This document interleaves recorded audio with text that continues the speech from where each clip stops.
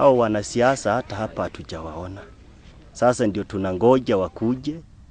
And it all appears that everyone wants to move on. And the message is let's forgive one another and move on and build our Kenya.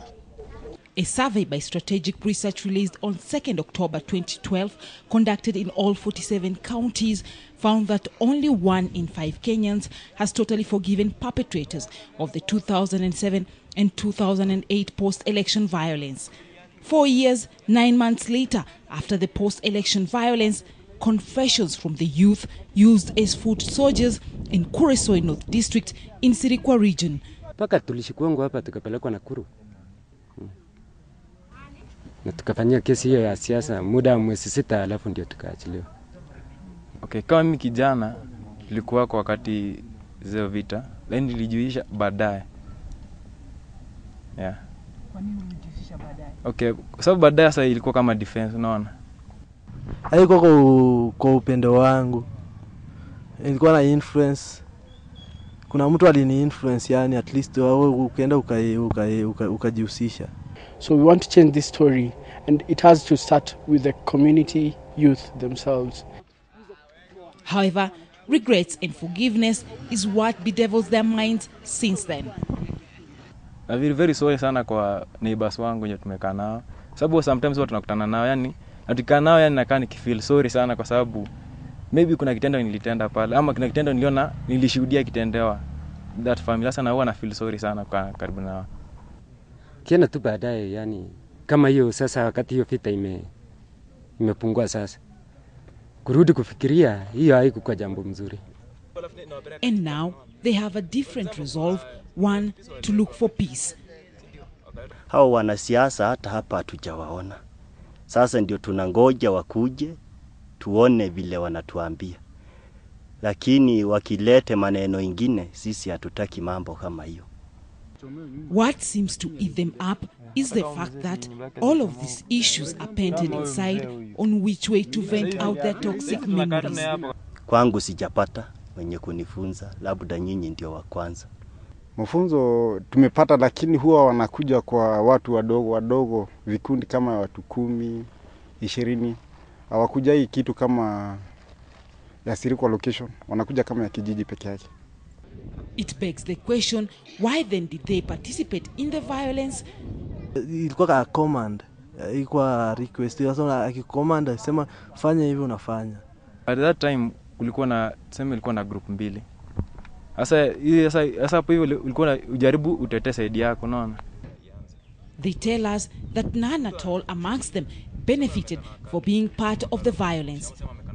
Kiweza fanya hata uchunguzi ambao walikuwa nakimbia vita, hawa ndio maskini ya mwisho ambao walitolewa kwa wanaambiwa endeni, hawa hakuna kinyo walifaidika. Saizi tu hata nikaa tu wako bure tu. Mwenye alikuwa na watuma labda ndio maybe at benefit. A warning is being issued to politicians crisscrossing the country not to use illiteracy and bring a certain topic that may in future instigate return of violent acts. Hapa Sirikwa literacy ni kibao.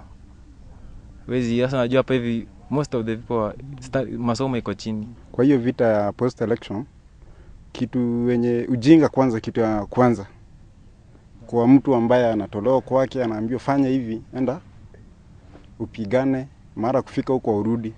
Sasa unaweza laumu kwanza, kitu ya kwanza ujinga na kutokuelewa maisha ya binadamu ni nini. We see our 2 assistant ministers. This is Waitito and Nekaisari. They are saying that if Masai should leave Kayole, Nekaisari is saying about people to leave. If you are not a indigenous person from Masai land, you should not vie for any seat. That's preaching what? That's a hatred. Politics plays a big role. Today you come, talk to people, talk to young people. Tomorrow the politician comes and they say just one word and that's it. So I think our politicians need to go through quite a lot of civic education. And I'm thinking NCIC, as the organization that has been tasked with this job of building national cohesion, really needs to be firm on politicians. And I'm thinking even IEBC, as we go towards the next general election, they need to come up with some kind of peace test, So the politicians who are inciting people should not be allowed to contest the next general elections. So all the politicians, all those who are aspiring should go through a peace test to see, did you incite young people? Did you get involved in some violence? Then you're disqualified. The youth now want the government to sit down and look at why violence always erupts in Kuresoi, like in 1992 referendum and consecutive election years. Angalia na hii maneno iko hapa Kuresoi ni nini? Na ni Kuresoi peke yake. Kuresoi na Molo, Kuresoi na Molo. Na ile watu wanauawa si wa Molo.